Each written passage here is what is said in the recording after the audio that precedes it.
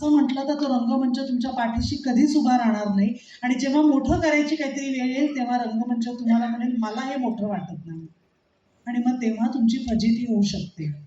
आज परफॉर्म करताना काही जण खूप मनापासून करत होते एकाच ग्रुपमधनं, चुका होऊ शकतात, चुका 100% होऊ शकतात. एखादा माणूस पडू शकतो, आज हवी तशी मनापासून उडी पडू शकत नाही, एखाद्याचा क्लाइंब होऊ शकत नाही, एखाद्याचं लँडिंग होऊ शकत नाही, हे सगळं होऊ शकतं.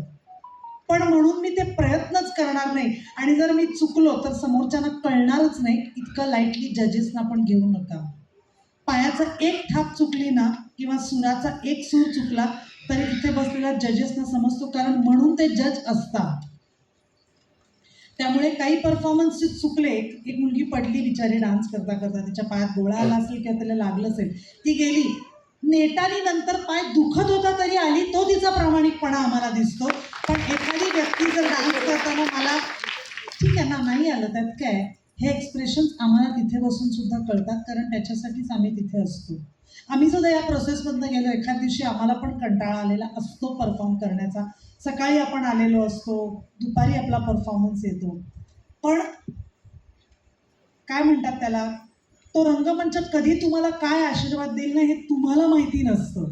आज रोज परफॉर्म करताना जेव्हा मी नाटकात काम करते, कुठल्या दिवशी मला कुठला परफॉर्मन्स कसा होईल हे मी नाही सांगू शकत, पण म्हणून मी तो प्रामाणिकपणेच करायचा नाही. आणि माझ्यासमोर एकच कला म्हणजे प्रेक्षक म्हणून एकच आहे का माझ्यासमोर प्रेक्षक म्हणून 1000 आहेत हे मी नाही ठरवायचं. तो रंगमंच ठरवेल माझी एनर्जी, पण मी ती देणं हे माझं कर्तव्य आहे आणि ते मी सतत करत राहिलं पाहिजे, तरच मी कलाकार ठरीन. कारण जो कलेला आकार देतो तो कलाकार असतो आणि जर ती कला मी आकाराला आणली नाही तर मी कलाकार म्हणून शून्य ठरेन.